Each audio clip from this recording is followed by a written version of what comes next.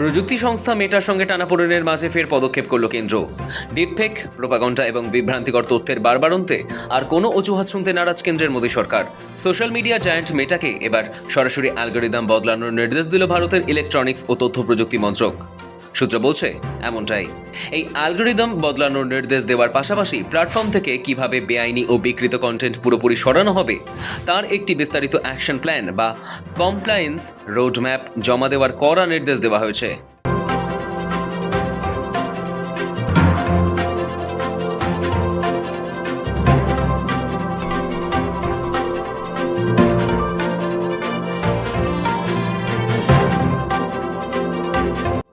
প্রযুক্তি সংস্থা মেটাকে বিশেষ করে ডিপফেক বা কোনো বিকৃত কন্টেন্ট বা উদ্দেশ্যপ্রণোদিত অপপ্রচার রুখতে সুনির্দিষ্ট অ্যালগরিদম তৈরির ওপরে জোর দিয়েছে কেন্দ্র।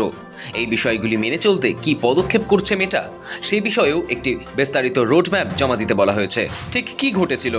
ঘটনার সূত্রপাত গত 23শে জুলাই। ওই দিন প্রধানমন্ত্রী নরেন্দ্র মোদী তার সোশ্যাল মিডিয়া হ্যান্ডেলে একটি সেলফি স্টাইল ভিডিও পোস্ট করেন। এটি ছিল এই ফরম্যাটে তার প্রথম সরাসরি বার্তা। প্রশ্নফাঁস, কেলেঙ্কারি এবং সেটিকে কেন্দ্র করে ব্যঙ্গাত্মক সংগঠন ককরোচ জনতা পার্টির নেতৃত্বে চলা ছাত্র বিক্ষোভের মধ্যেই ভিডিওটিতে অপরাধীদের বিরুদ্ধে কঠোরতম ব্যবস্থার আশ্বাস দিয়েছিলেন প্রধানমন্ত্রী। ভিডিওটি প্রথমে ইনস্টাগ্রামে পোস্ট করার পর ফেসবুকেও শেয়ার করা হয়, কিন্তু পোস্ট করার পরেই ফেসবুক মোদির এই ভিডিওটির ওপর বিধিনিষেধ জারি করে এবং তা সরিয়ে দেয়। পরে অবশ্য নেটিজেনদের তুমুল ক্ষোভের মুখে পড়ে মেটা ভিডিওটি পুনরায় ফিরিয়ে আনে। ওই ঘটনার প্রেক্ষিতে মেটা কর্তাদের তলব করেছিল কেন্দ্র। প্রধানমন্ত্রীর পোস্ট সাময়িকভাবে মুছে দেওয়ার জন্য কেন্দ্রের কাছে ক্ষমাও চায় তারা। এসবের মধ্যে চলতি সপ্তাহের পরপর 3 দিন ধরে কেন্দ্রের সঙ্গে বৈঠক হয় মেটা আধিকারিকদের। সেখানে তথ্য প্রযুক্তিগত বিভিন্ন বিষয়ে উঠে আসে। সূত্রের খবর, সাম্প্রতিক ওই বৈঠকের সময়ই মেটাকে অ্যালগরিদম ব্যবস্থা ঢেলে সাজানোর জন্য বলেছে কেন্দ্র। এদেশে তথ্য প্রযুক্তি আইন মেটা ঠিকঠাক মেনে চলছে কিনা তার উপরেও নজর রাখছে কেন্দ্র। সূত্রের খবর, গত বৃহস্পতিবারের বৈঠকেই সেই বিষয়টি উঠে আসে। তাতে মেটা কেন্দ্রকে আশ্বাস দেয় তারা ডিপফেক, বট বা আপত্তিকর কন্টেন্টের সমস্যা দূর করতে বদ্ধপরিকর। অর্থের বিনিময়ে একপেশে তথ্যের প্রচার বা অপপ্রচার চালানোর কিছু কন্টেন্ট বুস্ট নিয়েও ওই বৈঠকে উদ্বেগ প্রকাশ করেছিল কেন্দ্র।